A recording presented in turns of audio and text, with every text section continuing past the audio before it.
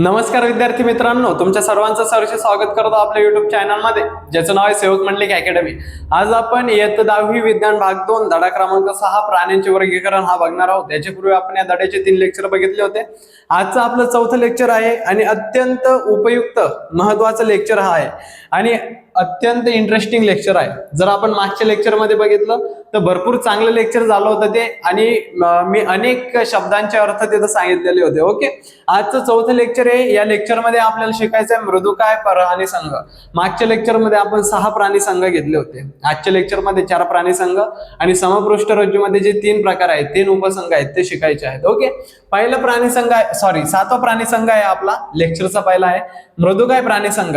आता मृदुकाय नाव का बरं दिलं जाते कधी पण लक्षात ठेवायचं, कोणत्याही प्राणी संघाचं नाव दिल्यानंतर पहिला जो पॉइंट असतो त्याच्यामध्ये आपल्याला त्या प्राणी संघाला त्या नावाने का बरं ओळखलं जातंय हे सांगितलं जातंय। मग इथं मृदुकाय प्राणी संघ आहे।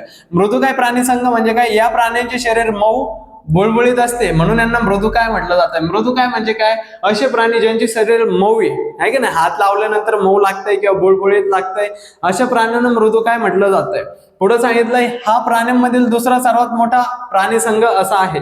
जर आपण पहिला मोठा सगळ्यात मोठा प्राणी संघाचा विचार केला तर मागच्या लेक्चर मध्ये सगळ्यात शेवटचा जो प्राणी संघ सांगितला होता संधिपाद प्राणी संघ हा जगातील सर्वात मोठा प्राणी संघ आहे। ओके, संधिपाद प्राणी संघ जगातील सर्वात मोठा प्राणी संघ आहे आणि त्याच्यानंतर 2 नंबरला जो येतो त्याचं नाव मृदुकाय प्राणी संघ। हा दुसरा सर्वात मोठा असा संघ आहे। त्याच्यानंतर सांगितलं हे प्राणी जलचर म्हणजे काय, पाण्यात राहणारे, किंवा भूचर म्हणजे काय, जमिनीवर राहणारे किंवा जमिनीवरती राहतात, जमिनीवरती वाढतात। ओके, जलचर पाण्यात राहणारे, भूचर जमिनीवरती राहणारे असे असतात। जलचर मृदुकाय प्राणी हे बहुतेक समुद्रात राहणारे असतात। आता जलचर मृदुकाय म्हणजे जे मऊ प्राणी किंवा गुळगुळीत प्राणी आहेत ते काही समुद्रात राहतात परंतु काही गोड्या पाण्यातही आढळतात। म्हणजे जर एकंदरीत विचार केला तर दोन्हीही जाती प्राण्यातच राहणारे आहेत, म्हणजे समुद्रात राहू नये तर गोड्या पाण्यात। ओके, सगळे जे प्राणी आहे मृदुकाय प्राणी संघातले ते सगळे पाण्यातच राहतात, एवढं लक्षात ठेवायचं। त्याच्यानंतर सांगितलं यांचं शरीर त्रिस्तरीय आहे। त्रिस्तरीय म्हणजे काय, बाह्यस्तर आहे, अंतस्तर आहे आणि मध्यस्तर आहे। पुढे काय सांगितलंय, देह गुहायुक्त म्हणजे त्यांच्या बॉडीच्या मध्ये गॅप आहे, म्हणजे जागा आहे पण एकदम खरी जागा आहे, देह गुहा आहे त्यांच्यामध्ये। त्याच्यानंतर सांगितलंय अखंडित आणि मृदू असते। अखंडित म्हणजे काय, असे प्राणी ज्यांचे खंड पडू शकत नाही। गांडूळ जो आहे, गांडूळ या प्राण्याचे, गांडूळ जो प्राणी आहे, ओके ओके, गांडूळ या प्राण्याचे खंड पडतात पण हे अखंडित म्हटलं जात आहे। अखंडित प्राण्याचे खंड पडत नाही म्हणजे भाग पडू शकत नाही आणि ते मृदू असतात। मृदू म्हणजे काय, एकदम मऊ असतात। पुढे सांगितलंय गोगलगाई सारखे प्राणी वगळतात। आता गोगलगाई पण सांगितलंय, गोगलगाई प्राणी सारखे प्राणी वगळता सर्वांचे शरीर द्विपार्श्व सममिती दाखवते। द्विपार्श्व सममिती म्हणजे काय, अशी सममिती ज्याच्या एकाच अक्षातून 2 समान भाग होतात।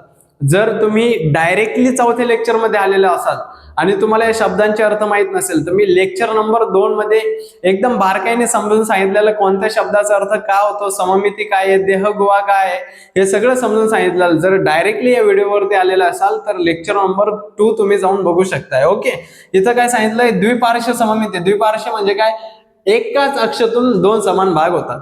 पुढे सांगितलंय गोगलगाईचे समान भाग होऊ शकत नाही। पुढे सांगितलं यांचे शरीर डोके, पाय आणि अंतरंग सांहती अशा 3 भागात विभागलेले असतात। आता यांचं जे शरीर आहे ते 3 भागात आहे, आपलं भरपूर भागात विभागलेलं आहे पण यांचं मेन 3 भाग आहे। कोणतं मेन भाग आहे, डोकं आहे, त्याच्यानंतर पाय पण आहे आणि पुढे सांगितलं अंतरंग सांहती म्हणजे मधला पार्ट असू शकतो, याला व्हिस्करल मास म्हटलं जाते। बाजूनी हे जे शरीराला मास दिसतंय आहे ना, किंवा हे जे शरीराला मास दिसतंय बाजूनी, यांच्या बाजूनी जे मास दिसतंय का, याला अंतरंग सांहती म्हटलं जातंय आहे ना। प्रावार या पट्टली संरचनेने आच्छादलेली असून हे प्रावार कठीण कॅल्शियम कार्बोनेट युक्त संरक्षक कवच संस्रावित करते। कवच हे शरीराभोवती किंवा शरीरामध्ये असते तर काही मध्ये ते नसते। आता काय सांगितलेलं आहे, एवढं सगळं याच्यामध्ये काय समजा असं काय अवघड फरक नाही, पण सांगितलं काय सोप्या भाषेत सांगतो. यांच्या बाजूला मांस दिलाय. मांस म्हणजे काय, शरीराला त्वचा दिलेली. ती जी त्वचा आहे त्याला काय म्हटलं जातं, अंतरंग साहती म्हणजे प्रावर म्हटलेलं आहे. एखाद्या प्रकारची एक लेअर असू शकते, ओके, प्रावर म्हटलेलं आहे. आणि ही जी प्रावर आहे ही पटली संरचनेने आच्छादलेली असते. पटली संरचना म्हणजे काय, पटलासारखं दिसते, एकदम शिंपले कशा असतात तशा पटली संरचनेने आच्छादलेले असतात. आणि हे कशापासून बनलेलं आहे, कॅल्शियम कार्बोनेट पासून आणि कठीण संरक्षण कवच बनलेलं आहे. याला शेल्स म्हटलं जात आहे. आणि हे संस्रावित करते म्हणजे जे जेवण आहे ते तयार करण्यासाठी मदत करते, किंवा हे जे त्वचा आहे ही वाचवण्यासाठी मदत करते. कवच हे शरीराभोवती किंवा शरीरामध्ये असते, तर काही मध्ये ते नसते. आता हे जे कवच आहे, प्रावार म्हणलेलं आहे, अंतरंग काय म्हटलंय, अंतरंग सहती. हे एकतर असं सांगितलंय आपल्याला शरीरामध्ये असते किंवा शरीराभोवती असते.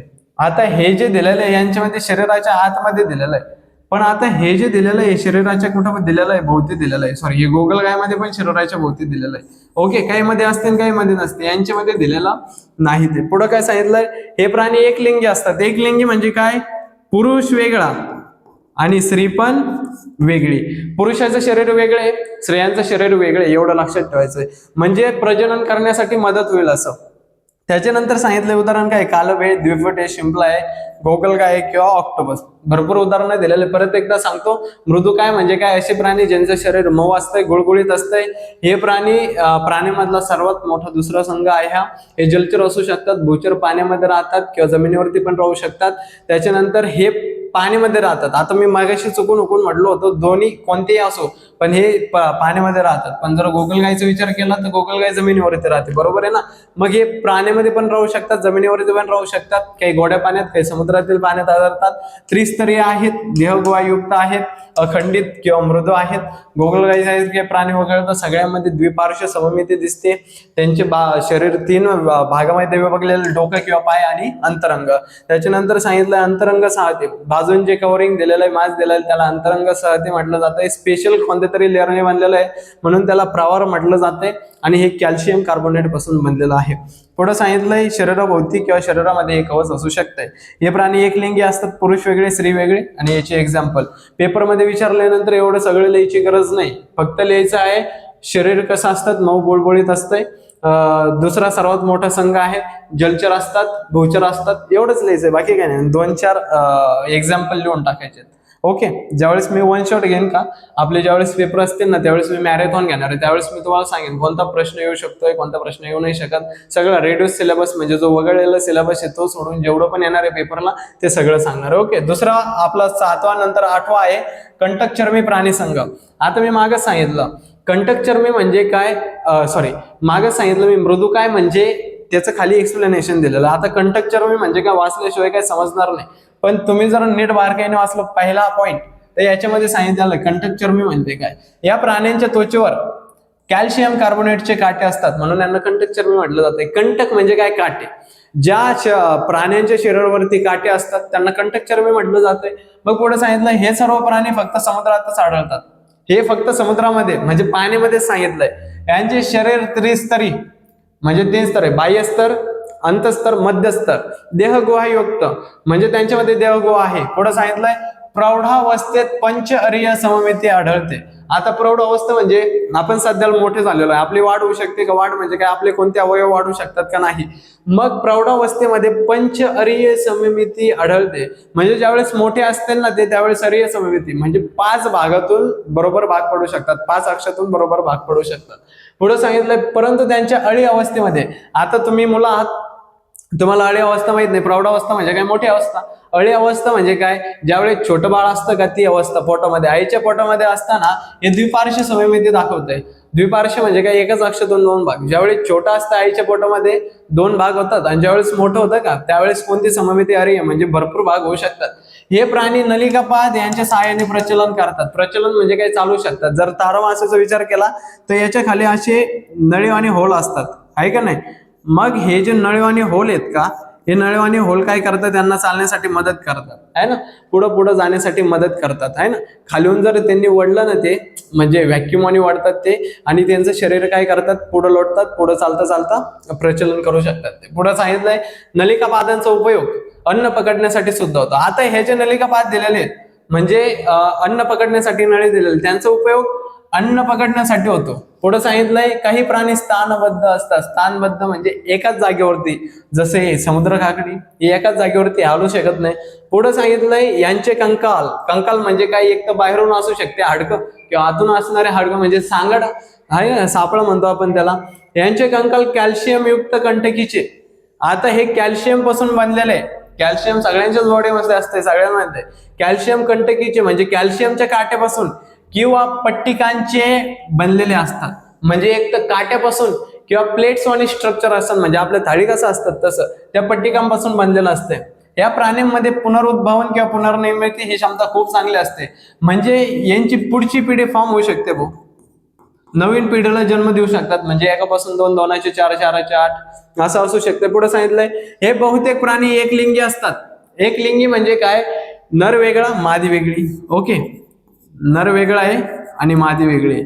म्हणजेच काय, स्त्री वेगळी, सॉरी पुरुष वेगळा आणि स्त्री वेगळी. थोडं उलट झालं, नरला स्त्री दिलं. ओके, मग आता एकलिंगी असतात म्हणजे नर वेगळा, मादा वेगळी, स्त्री वेगळी, पुरुष वेगळी. उदाहरण काय, तारा मासा आहे, सी अर्चिन आहे, ब्रिटल स्टार आहे किंवा सिकाकुंबर किंवा इत्यादी असे दिलेले आहेत. इथे दिलेलं तारा मासा, समुद्र काकडी खायची नसते, आणि सी अर्चिन याच्यावरती काटे दिलेले आहेत बघा. यांच्यावरती पण छोटे छोटे असतात काटे, पण दिसून येत नाही. कंटक चर्मी म्हणजे काय, असे प्राणी ज्यांच्या अंगावरती कॅल्शियम कार्बोनेटचे काटे असतात. हे त्रिस्तरीय आहे, समुद्रात आढळतात. देह गुहा आहे, यांच्यामध्ये प्रौढावस्थेत तरीय सममिती आढळते आणि आळी अवस्थेमध्ये द्विपार्श्व सममिती आढळते. आणि हे नलिकापाद यांच्या सहाय्याने प्रचलन करू शकतात, चालू शकतात. तेच नलिकापाद अन्न खाण्यासाठी मदत करत आहे. काही स्थानबद्ध असतात, काहीच्या वरती कॅल्शियम युक्त काटे असतात, काहींच्या अंगावरती प्लेट्स म्हणजे आपल्या ज्या थाळ्या आहे तसे काटे असतात छोट छोटाले. त्याच्यानंतर या प्राण्यामध्ये पुनरुद्भावन म्हणजे पुनर्निर्मिती करण्याची चांगली क्षमता दिलेली आहे. हे बहुतेक एकलिंगी असतात, पुरुष वेगळं स्त्री वेगळं, आणि याची उदाहरणं दिलेलीच आहे तिथं. आणि इथं सांगितलंय, तुम्हाला माहित आहे का तुम्हाला काय, तारा मासा विशिष्ट परिस्थिती आहे. जर अडचण आली, जर त्याला वाटलं आता मी जगू शकत नाही, तर स्वतःच्या शरीराचा भाग तोडून तो वेगळा करू शकतो, त्या भागाची पुनर्निर्मिती करू शकतो. म्हणजे जर याला जर वाटलं ना आता आपलं एवढं शरीर जाणार आहे कामातून, तर हा एवढाच भाग तोडून म्हणजे एवढाच भाग बाजूला काढून याच्यापासून नवीन सजीव तयार करू शकतो. नवीन सजीव म्हणजे अख्खा नवीन तारा मासा तयार होऊ शकतो. एवढं लक्षात ठेवायचंय, तारा मासामध्ये ती कॅपॅसिटी आहे. पुढं काय सांगितलेलं आहे आपल्याला की अर्धसमपृष्ठरज्जू प्राणी संघ. आता हा जो अर्धसमपृष्ठरज्जू आहे हा समपृष्ठरज्जू प्राणी संघातील आणि अर्धसमपृष्ठरज्जू प्राणी संघातील दुवा मानला जातोय. दुवा म्हणजे काय, जोडणारा दुवा. यांना पण धरून ठेवतोय आणि यांना पण धरून ठेवतोय. पुढे काय सांगितलं आपल्याला, या प्राण्याचे शरीर 3 प्रमुख भागामध्ये विभागलेले असते. मग 3 प्रमुख भाग कोणकोणते, एक आहे शुंड, एक आहे गळपट्टी आणि एक काय प्रकांड. प्रकांड म्हणजे शेपटीचा पार्ट आहे, शेपूट. ओके, त्याच्यानंतर गळपट्टी म्हणजे काय, गळा. आता हे थोडे वेगवेगळे शब्द आहे म्हणून समजायसाठी किचकट जातात. आणि शुंड म्हणजे डोके, इंग्लिशमध्ये हेड म्हटलं जातंय, नेक म्हटलं जातंय आणि टेल. इंग्लिशमध्ये सोपं जातंय पण मराठीमध्ये थोडे वेगवेगळे नाव आहे. शुंड, गळपट्टी, प्रकांड म्हणजे डोकं, गळा आणि काय, शेपूट या 3 भागामध्ये विभागलेला आहे. याच्यामध्ये सॅकोग्लॉसस कोण आहे आणि हा बॅलेनोग्लॉसस आहे. ओके, पुढे काय सांगितलेलं आहे, ते शुंड, गळपट्टी आणि प्रकांड म्हणजे प्रोबोसिस म्हणजे डोकं, कोलार म्हणजे गळपट्टी आणि तिसरं ट्रंक म्हणजे काय, आपली शेपटी. याच्यामध्ये 3 भागामध्ये विभागलेले असते. फक्त शुंडेमध्येच पृष्ठरज्जू असतो. आता हे जे शुंड दिलेलं आहे का, याच्यामध्ये पृष्ठरज्जू असतो असं सांगितलेलं आहे, पण खरं तर त्याच्यामध्ये पृष्ठरज्जू नसतो. जर त्याच्यामध्ये पृष्ठरज्जू असतं तर हा अर्धसमपृष्ठरज्जू नसताच, तो समपृष्ठरज्जू असता. पण याच्यामध्ये अर्धसमपृष्ठरज्जू मध्ये सांगितलंय पृष्ठरज्जू असतो. खाली आपण वाचणार आहे तिथं सांगितलेलं आहे पृष्ठरज्जू असतो, म्हणून यांना अर्धसमपृष्ठरज्जू प्राणी म्हणतात. आता ही जी लाईन आहे ती थोडी चुकलेली असू शकते. यांच्या शुंडीमध्येच पृष्ठरज्जू असतो. आता पृष्ठरज्जू कुठेही असला, आता मणका आपला त्याच ठिकाणी आहे, मणका आपल्याला उभं राहण्यासाठी मदत करतोय. मग हा जो पृष्ठरज्जू आहे म्हणजे यांच्यामध्ये जो मणका दिलेला तो डोक्यात दिला, पण मणका आहे ना, मग पृष्ठरज्जू मध्येच येणार आहेत ते, म्हणून यांना अर्धसमपृष्ठरज्जू हे चुकीची ओळ असू शकते. पुढे काय सांगितलेलं आहे, या प्राण्यांना साधारणपणे ॲक्वान कृमी म्हणतात. यांना काय म्हटलं जातं? ॲकॅनोक्रोमे. ॲकॅनोक्रोमे याच्यासाठी म्हटलं जातं कारण की हे फार आळशी असतात. हे यांचं प्रजनन करण्यासाठी सुद्धा बाहेर येत नाही, जेवण करण्यासाठी सुद्धा बाहेर येत नाही. समुद्राच्या तळाशी राहतात आणि समुद्राच्या तळाशी राहून हे होल करतात जमिनीमध्ये आणि तिथूनच यांचं प्रजनन होत आहे. तिथूनच युग्मक बाहेर सोडतात. स्त्रीचं युग्मक सोडते, पुरुषाचं युग्मक सोडते, प्रजनन होतं आणि नवीन सजीव तयार होतोय. ओके, पुढे काय सांगितलं? हे सागर निवासी प्राणी असून वाळूत बिळे करून राहतात. हे सागर निवासी आहे, समुद्राच्या तळात राहतात आणि हे वाळूत बिळ करून राहतात. पुढे सांगितलं श्वसनासाठी यांना अनेक कल्लाविदरे असतात, म्हणजे श्वसन करतात, ऑक्सिजन घेतात. आणि कल्लाविदरे म्हणजे काय? इथं असतात ते, आहे ना, या ठिकाणी त्यांना कल्लाविदरे असू शकतात, आहे का नाही? आणि हे याच्यातून श्वास घेऊ शकतात.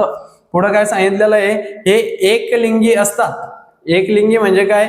पुरुष वेगळा स्त्री वेगळा. तेच गाणं चालू आहे, पुरुष वेगळे स्त्री वेगळा. त्याच्यानंतर सांगितलं किंवा उभयलिंगी असू शकतात. उभयलिंगी म्हणजे काय? एकच शरीर आणि त्या एकाच शरीरात पुरुष पण आहे आणि स्त्री पण आहे.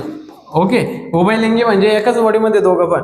आणि एकलिंगी म्हणजे काय? पुरुष वेगळा स्त्री वेगळा. याचं एक्झाम्पल काय? बॅलन ग्लॉसेस आणि सॅकोग्लॉसेस. परत एकदा, या अर्धसमपृष्ठरज्जू प्राण्यांचं शरीर 3 भागामध्ये विभागलेलं आहे: शुंड, गळपट्टी आणि प्रकांड.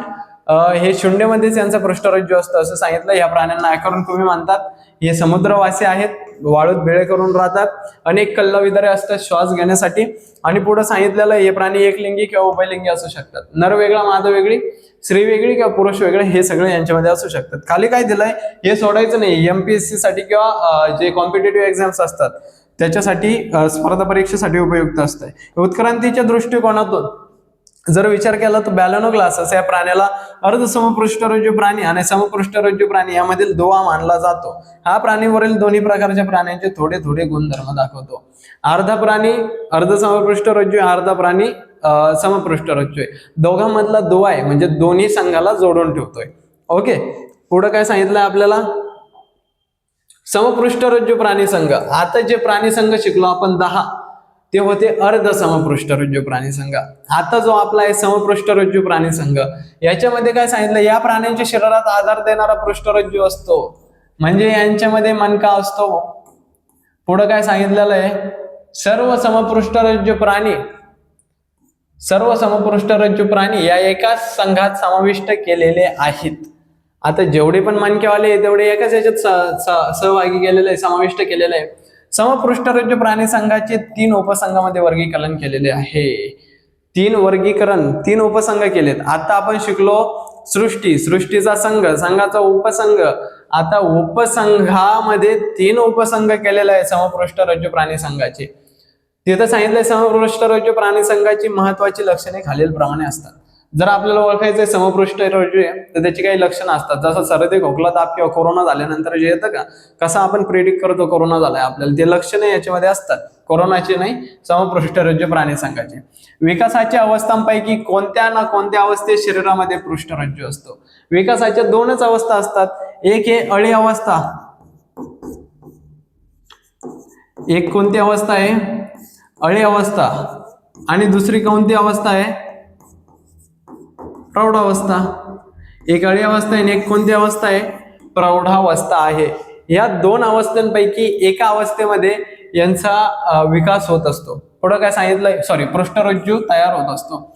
विकासाच्या कोणत्या ना कोणत्या अवस्थेत ग्रसने कल्लाविदरे असतात, म्हणजे यांच्यामध्ये कल्लाविदरे सुद्धा असू शकतात. म्हणजे श्वास घेण्यासाठी कल्लाविदरे, म्हणजे फॅरेंजियल गिल स्लिट असू शकतात. पुढे सांगितलंय चेतारज्जू, स्पायनल कॉर्ड, जो मणक्याला असतो ना शिरा, त्याला आपण चेतारज्जू म्हणू शकतोय, आहे ना. एकच असून पृष्ठबाजूस आणि नळीसारखा पोकळ असतो. आता चेतारज्जू, मणक्याची जी लाईन आहे का, त्याला चेतारज्जू म्हटलं जात आहे. आता हा जो चेतारज्जू आहे ना, हा एकच आहे. किती चेतारज्जू? एकच आहे. माणसामध्ये किती? एकच आहे ना. मग एकच चेतारज्जू आहे आणि तो कोणत्या बाजू आहे? पृष्ठबाजू म्हणजे कोणती बाजू? मागची बाजू. आणि अधर बाजू म्हणजे कोणती बाजू? पुढची बाजू, अधर. ओके, पृष्ठबाजू मागची बाजू आहे, अधर बाजू म्हणजे कोणती बाजू आहे? मागची बाजू आहे.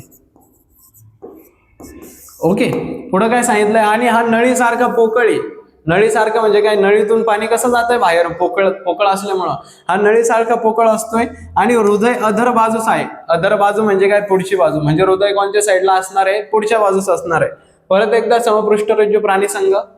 हे प्राणी संघ कसा ओळखायचा, यांच्यामध्ये पृष्ठरज्जू आहे, यांची 3 उपसंघ केलेले आहे. विकासाच्या कोणत्या ना कोणत्या अवस्थेत पृष्ठरज्जू आढळतोय, अळी अवस्था असो किंवा प्रौढावस्था असो. विकासाच्या कोणत्या ना कोणत्या अवस्थेत ग्रसनी तयार होतात.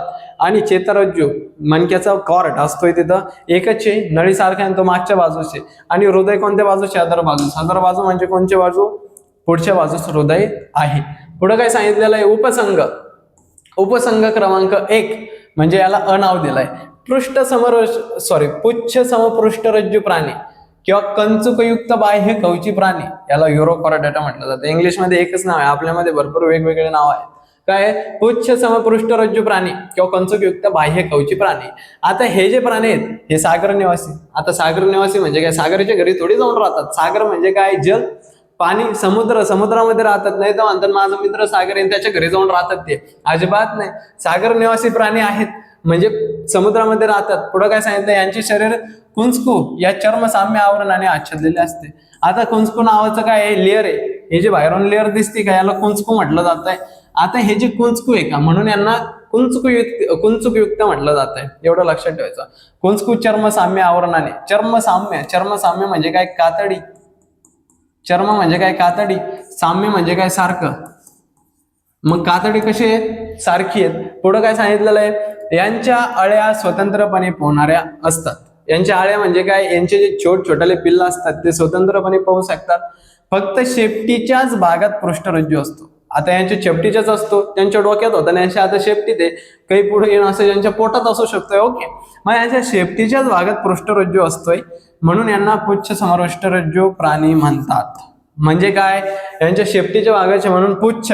पुच्छ म्हणजे काय, शेपूट, एवढं लक्षात ठेवायचंय, शेपूट.